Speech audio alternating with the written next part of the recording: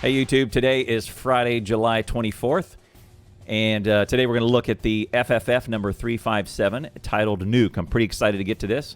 If you want to be a part of this live, you can go to twitch.tv/clowntown. We do this every Friday, and when the FFF comes out, we do a live recording.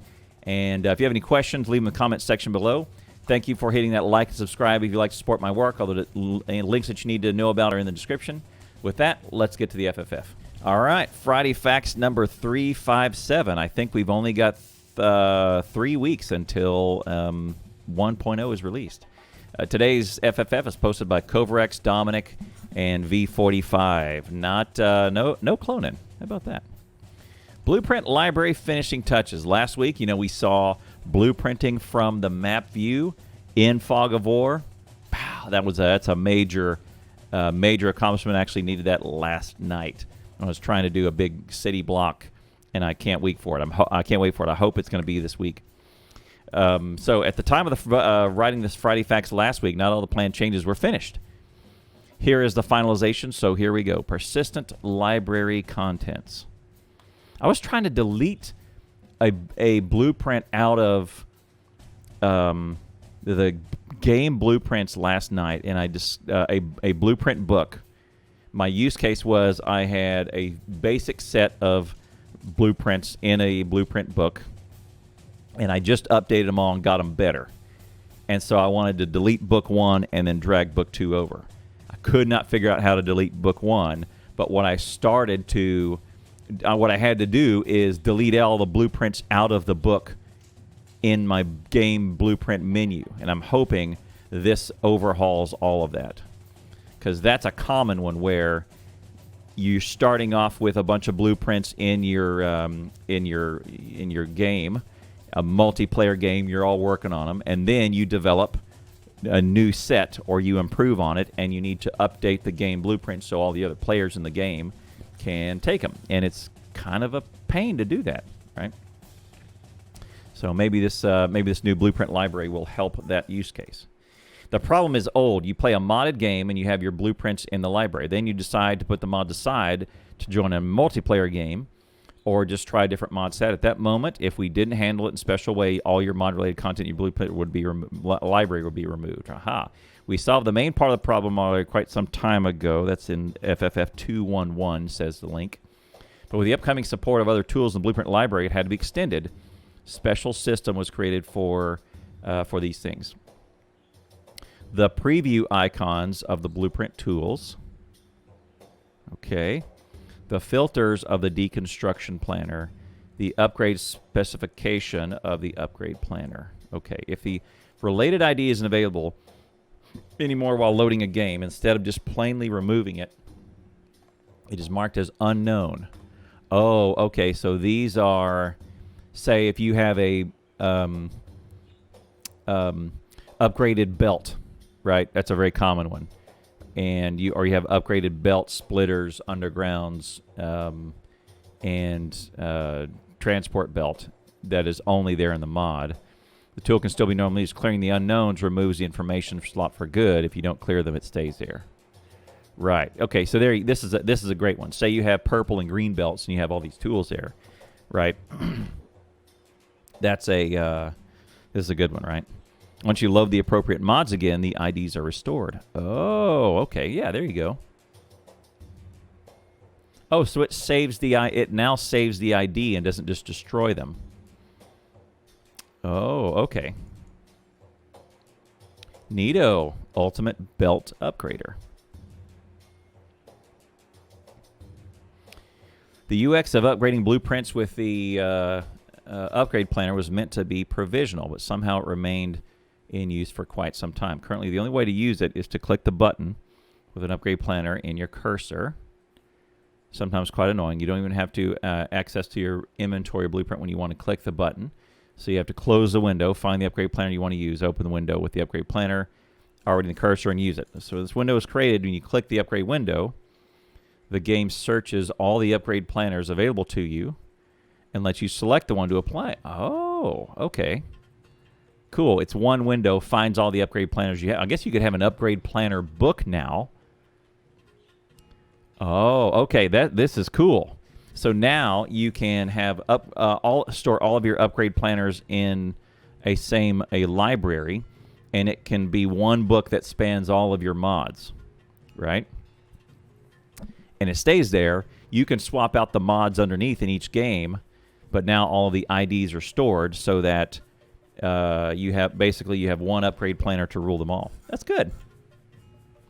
As you probably noticed from the picture, I couldn't restrain myself from adding a little feature. Upgrade and downgrade. Oh, upgrade planners can now be used both ways. Upgrade left click and downgrade with right click. Oh, you can go backwards. Who couldn't restrain themselves? Covrex. Good. Think about this. This is huge. This is a guy who was burned out and ready to sell the company.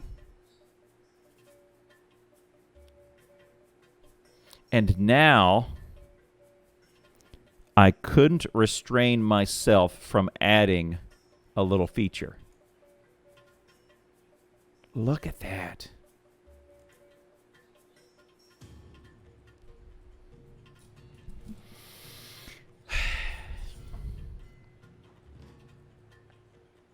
Look at that motivation.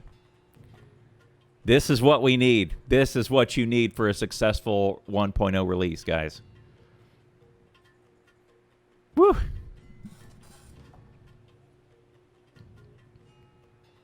It's heartwarming. The problem is that you can already do 3 different kinds of things with the tool, and there are generally quite a lot of people that don't know about the basic things you can do, like canceling a deconstruction order or force building a blueprint. Okay, canceling a deconstruction order. I don't know about that one. We had instructions in every tool. Shift left. I guess I don't use that. I might have known that, but I don't use that very much. This is good. Look at that. We've got a little tooltip in every tool, so the users won't use that. Neato.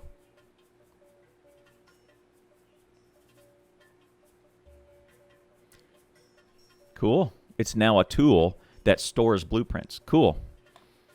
This is a great example, snapping, of a feature that I expect to be done quickly and easy, but you know how it goes. It never goes that way, ever. You might have an elegant and simple solution, but the use cases that this game drags into because of its sandbox nature, no. You know how it goes. This is great. You ask any of the developers on there, RSED, Dom, V45, any of the guys, and they say, well, all I was wanting to do was this. And then I uncorked this, and well, here we are 6 months later. The first problem is isolated to build and drag. This happens to me all the time. Most blueprints don't work when you just build and drag them. I try and do this all the time, right? Because what you want is nicely spaced out lasers, but then your power poles don't drag like if you were walking. See, right? You want your blueprints to drag like almost like you're walking, or every time you get a new set, then it places one, right? When one of them is unblocked, or I guess when all of the entities are unblocked, you place the new set. The second problem is that blueprints are often designed to work in a grid. There's no way to enforce it. Either you have to build slowly and cautiously, which you should, or you misclick often. And with a new feature, building in the map, the problem was just elevated. You got to be careful, right? This is the second checkbox is for. Oh, there's a checkbox. Grid size. What? This may be a game changer here for blueprints.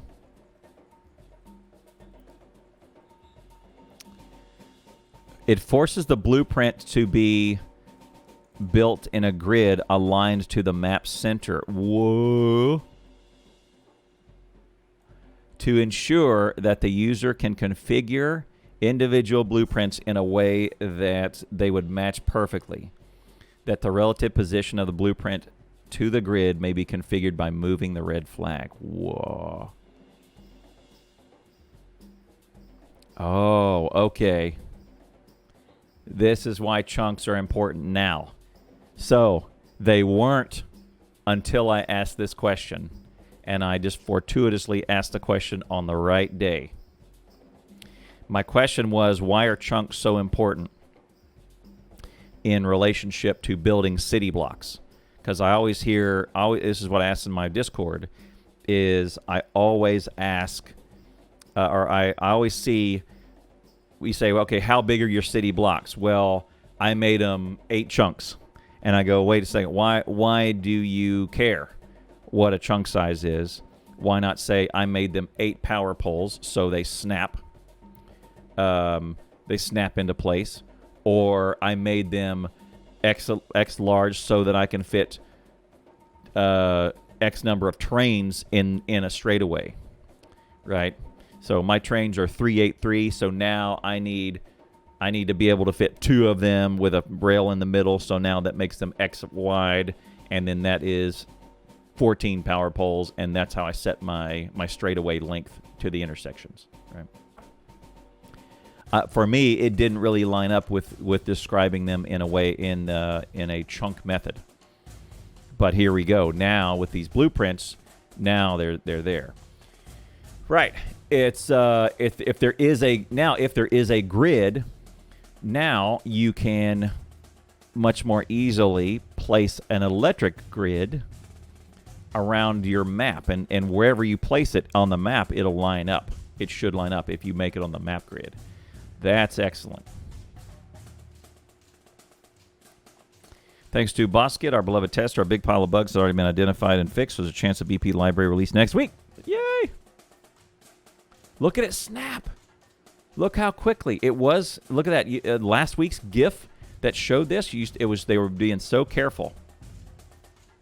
Look at how quickly they're snapping because of that grid alignment. Whoa.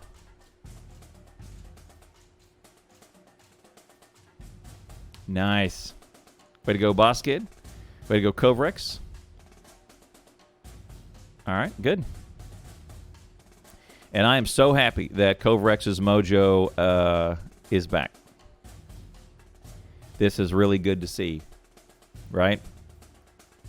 Contrast that to the story of Burnout we got a couple of FFs ago. That's awesome. Man, I'm super happy. I know the rest of you are too. Okay, here's what we came for, guys. Story of the Nuke. Dominic, Posila, Ernestus, and V45. Yeah, I also hope Mojo never loses his Covrex either. Since more than a year, Dominic has been updating and improving all kinds of visual effects in the game. Particles, splashes, explosions, and so on. During most of the time, we've also been getting valid questions. But what about the nuke? I thought the nuke was great. I saw no problems. It was a plan from the start that the explosion atomic bomb would come last. Oh, not because it's the lowest priority, because quite the opposite. However, it's by far the most challenging effect to create. Holy crap! This is I want to look at the GIF yet, because I want to read this in order. Both on the technical and graphical side, so we kept improving how particle explosions work and experimenting graphic for effect, essentially practicing what would preparing the ground for the nuke. The most major challenge is visually sheer size of the explosion. Normal explosions are benefited greatly from more flexible and various scorch marks and particles, improving the explosion sprites themselves. But that's not enough here. It's kind of not. It's kind of your Super Bowl of explosions for the US, for the Americans. It's your grand finale, grand final. The atomic bomb is such a giant explosion that we simply cannot create an explosion sprite that would cover all of it, mostly because of VRAM requirements. Look at the wave. It hits in the middle, and then the blast wave goes outward from it. What? You don't even see. In the old one, it was an actual expanding concentric circles of blast. This one, there's one explosion in the center, and then it's just, there's not even really any, I guess there's fire waves, but keep your eye on these trees over here. There's no fire on the trees, and there's not even any fire on this worm. There's fire and explosion on the entities, But on biters, it's just they just die. There's no real fire or explosion over there. The trees are just kind of removed. The bugs go splat. That is interesting. But look at the ground, the rail. That's tore up pretty good. Interesting. So entities. All right. So we'll keep going. Oh, look at the next one. Oh, look at the next one. Look at this. We tried to make an explosion as large as we could fit in a reasonable sprite sheet, limit frame count as much as we could as well, just like we did in the old days when VRAM was much more concerned. This mushroom cloud does not cover nearly enough, though. For sure, some part of the effect needs to be procedural. This mushroom cloud does not cover... the VRAM is not the only problem, though. Biggest challenge for the visuals, again, is perspective of square tiles, where visually the game looks like the player is viewing it at a 45-degree angle. Yeah, we're not top down. We're kind of at a 45. Everything is viewed at top down. Both of these things are intentional, and graphics get the shorter end of the stick when it comes to compensating for this dichotomy. On FFF 133, 5 years ago. After discussing many really different approaches we could take, we decided to create a combination of a central sprite sheet with a shockwave of smokes being moved outward from the center. Whoa. Okay. But we need the explosion in the middle too, don't we? So we need both and. So this one had that, which is really good, and then the invisible explosion outward. This one is the concentric rings, which is kind of more like today. We need both and, right? Okay, here we go. Oh, we might have both and. We tried to make graphics hide this perspective problem as always, and made the explosions move slower vertically, result in visually correcting. I'm going, chat. Chat's all up on me saying, keep reading. As you can see in the animation below, this exposes the problem of entities dying in the vertical direction. Oh, okay, before the waves get to them. Yeah, look, look right ahead of the explosion. They're dying. It's about 2 centimeters out from the where my mouse is going. Okay, I see it. So we made the damage apply slower. Oops. In the vertical direction as well. This does mean that you can min-max and run away vertically when shooting the atomic bomb under your feet, and you'll have a better chance of survival. But that shouldn't be much of an issue, right? If you have some power armor and some legs, you can get away. We also added a secondary damage radius, more forgiving, so if you're just barely getting a hit while running away. Oh, okay.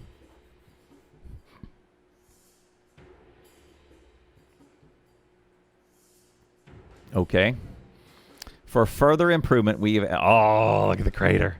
We've added a ton of random elements to how the particles move when they disappear, which again makes the edge of the explosion less obvious. Okay.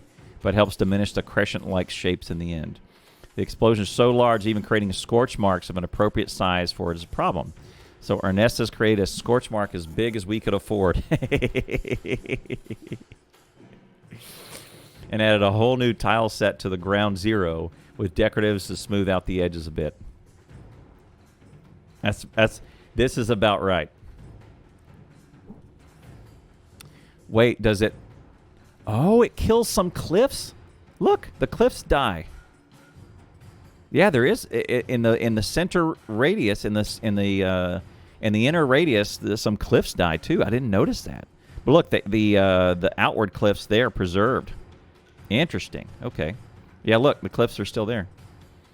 The atomic explosion also destroys everything in a small radius in the center. Killed entities don't spawn corpses, decorative destroyed, cliffs disappear, right? Which makes the explosion feel more powerful and impactful. The nuclear tiles remain there forever and are visible from map view, and they have their own map color forever. What about concrete?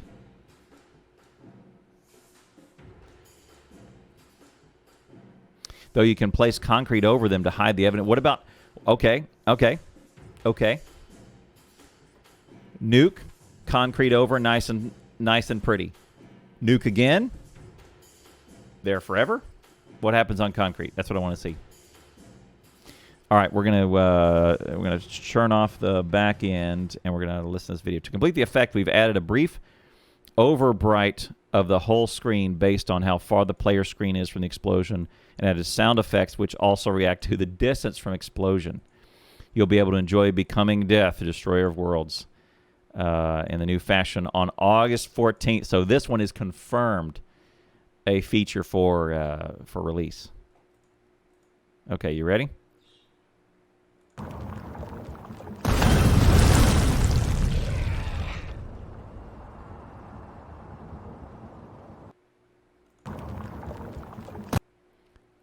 Nice. August 14th is 3 weeks away. Yep, we have 21 days before release. 3 weeks from today. All right, one more time.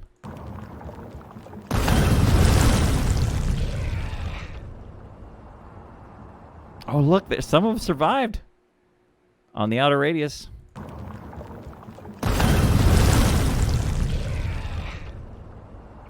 Nice. That's the complete deal. So they have the inner explosion, the expanding radius, the rolling clouds, as well as the craters and the decoratives. I want to see what happens on top of concrete. That's my only question here.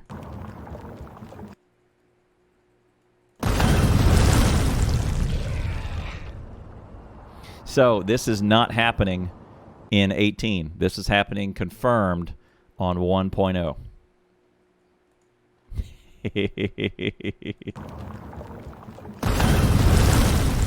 This is gonna be fun. Nuke's removing cliffs. I think that's my favorite part of this. Yeah, that's great. It does extra damage and cliff removal in the beginning.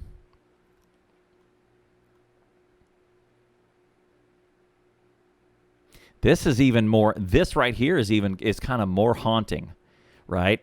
The inner circle plus an invisible wave of just destruction. That's actually kind of haunting, man. But I think having the whole package there plus the decoratives is. Yep, that's kind of the crown, right? That's the crown jewel. And really it is. It's good to save this for 1.0 because really, militarily, the atomic bomb, that's the crown jewel of the nuclear set, right? Or of the military set. Like, okay, laser's great. Personal laser defenses, tanks, shells, artillery, all of that business. But really the crown jewel of military action in Factorio is the nuke, right? Oh man, these are some great updates. I'm enjoying these every week. I'm looking forward to Fridays, man. This is great. Let's launch the rocket and we'll do the wrap up. Oh look, we're hitting the gifts as we go back up. There we go.